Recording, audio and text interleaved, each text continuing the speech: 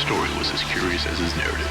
The tale of his life is the tale of a writer of incredible vision, an astute analyst and pundit, a lyricist compassionate and callous, a reckless hedonist and disaffected malcontent. I spit that Wonderama, me and my conglomerates shall remain anonymous, caught up in the finest.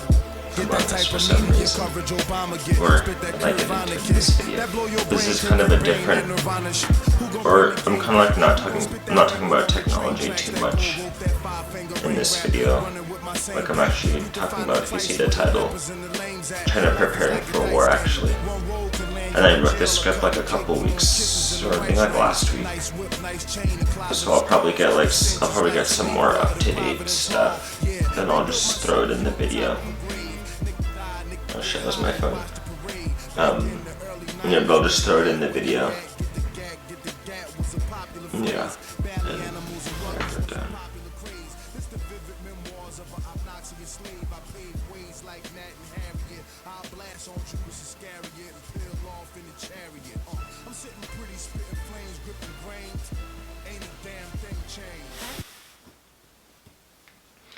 Okay, so they're currently preparing for like war, for physical war, I think, against India and Taiwan. But like to me it seems they've already been at war with the whole COVID thing. Obviously, there's differing opinions on how that came about, or well, I guess we know how it came about, but I guess the reasons for like why it came about, differing opinions on that.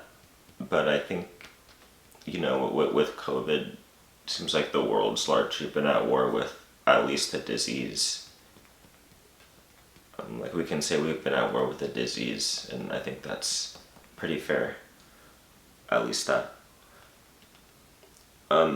But for me, China, it also seems, because I've been kind of reading about some of the things like they've been doing over the past, honestly, few years, or since 2017 is like when I was like reading about it.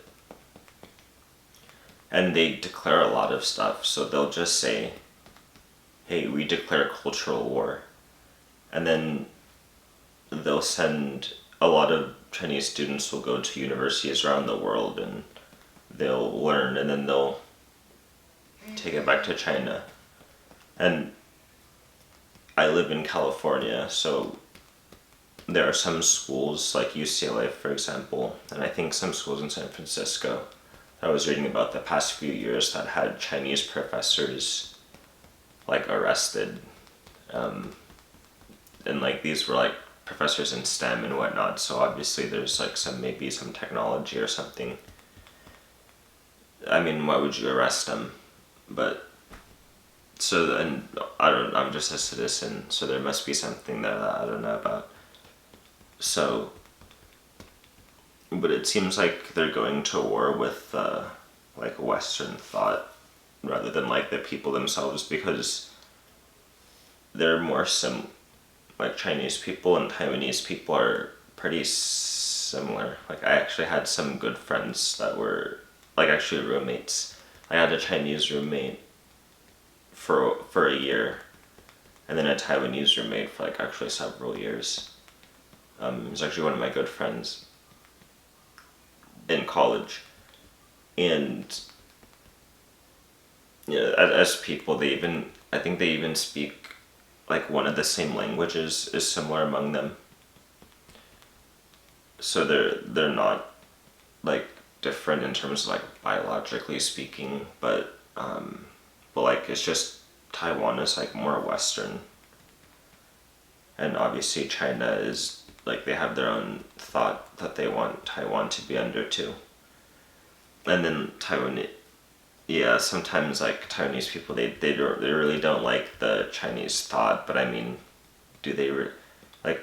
I'm sure like they might have like like relatives in both countries. Like a family might be spread across like those two countries because they're so close to.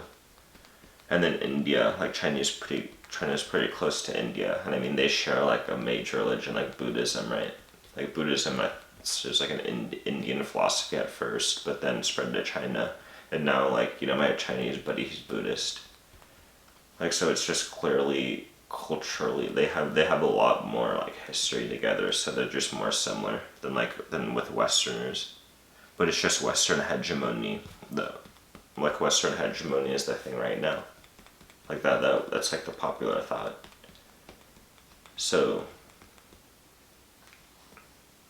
in a country that is used to more Eastern philosophies, like they'll have Western institutions and everything like to make like the economy work and all that stuff, just because like that kind of thought is what's driving economies, and I guess even people now, because like they're driving schooling too. So like if you're gonna drive schooling, that's how the kids are gonna think, like no matter where they come from, like because it's like you just school their mind to like think a certain way, then like they're gonna like act that way.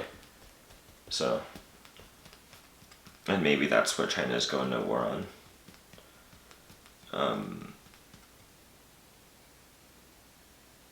Yeah, and funny, it kind of has to do with blockchain too, because actually most of the mining is done in China, at least for the Bitcoin hyperledger. Like most of that mining is done in China. I understand like 60% of it. I read that number like a couple months ago, so I don't know if it's like changed for this whole DeFi thing, but that's a large chunk. And then funny enough, like actually I think most of the cryptocurrency is being actually used in Nigeria right now. Like I was reading something or watching something, it said like 30 to 32% or something of cryptocurrency use was in Nigeria, which is like really funny. I mean, it makes sense considering all that's going on there now, like the police brutality and like people not really loving what the government's doing. Like the whole decentralized thing is interesting how it's being used in Nigeria. I kind of want to look more into that too, because I'm Nigerian, obviously, so, or maybe not obviously, but I'm Nigerian, so I kind of. And also, like, that same video I was watching, it said it's like half the population of Nigeria is like under 24 right now. So that's very interesting, coming to think about like digital currencies and all that stuff. Like if half the population's under 24, like as opposed to a country like the United States where like I feel like there's more old people. And like a country like Japan or something, it's like more old people. Like most European nations, it seems like there's more and more old people. It's like a country like Nigeria where there's actually more young people over the next span of time. Like that's going to be interesting to see how they build their like digital infrastructure and all that stuff. And then that's why a lot of Chinese companies are investing in there too. And it's also interesting in that I don't know if that's part of the war effort against Western hegemony too. It could be, I mean, I was reading an article that basically said it was. So, like, I don't think this is being hidden. Like, it's just, it seems like, maybe US people, like, we're too on our high horse to really, like, that's what it really seems like, honestly. Like, we're too on our high horse to, like, actually care about, okay, this is, like, what's actually going on with the rest of the world. And, like, this is, like, what other people actually care about. Like, they actually don't really like a lot of the systems that we did. And, like, now even, like, we're fighting amongst each other, too. Like, while all these other people moving on. But, like, shoot, I'm Nigerian, too, so, and I don't really mind what, like, all these digital currencies. I mean, I just, have another video coming up on, like, private equity. So maybe, like, the Western private equity part might be in there a little bit, but it seems like things are kind of moving on from, like, this kind of thought. And, here's, like, more of this, like, the facts about it, too, because when you think about it, it's kind of like common sense. Because in China, like, and as with, like, any country that's like in that stage of like development, like not as industrialized, most of like a lot of the citizens, they live in like, farms and stuff, like rural areas. Like, so there's not as much big cities or suburbs even, because cities come first and then suburbs come. But first it's mostly countryside, because people are actually, planting their own food and stuff, because that's how you get food. If you're not industrialized, you don't just, like, you haven't industrialized the agricultural process yet, at least not on a mass scale. So most people are making their own food or planting their own food and stuff. And then, like, as some parts of it gets industrialized, then people move to the cities, because that's where you get money, because then money matters now. Because as you start industrializing stuff, then you can buy more, if you have more money, you can buy more equipment and then do things faster and more efficiently and get more money. So that process kind of starts happening, and that process in China is happening, and it's happening very fast too, which, so now you're kind of seeing a lot of people who are like, hey, I kind of still like this lifestyle.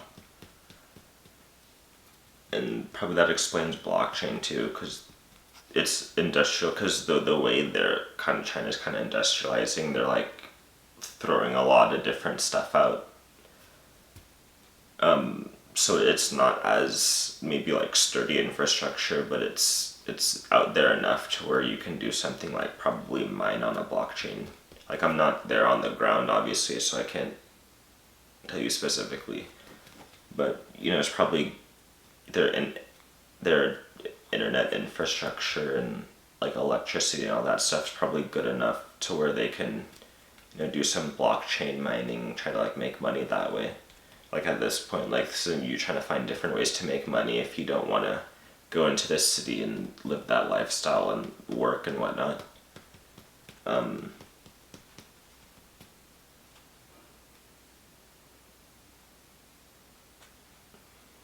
Yeah. And then, talking about 1.2 billion people, I don't know the ratio of like young people to old people in China, or in India for that matter. Like, that's probably some good statistics to roll out on this video.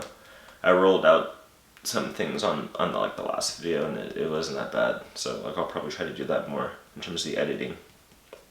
And a lot of these things probably won't end up being monetized, to be honest, so I'll just roll out probably from other YouTube videos, other websites. Let's just get like facts or whatever, like up-to-date data. I have some other bullet points I probably don't even really want to say. Hong Kong is somewhat western part of China. Probably heard enough about Hong Kong, to be honest, if you're watching this video.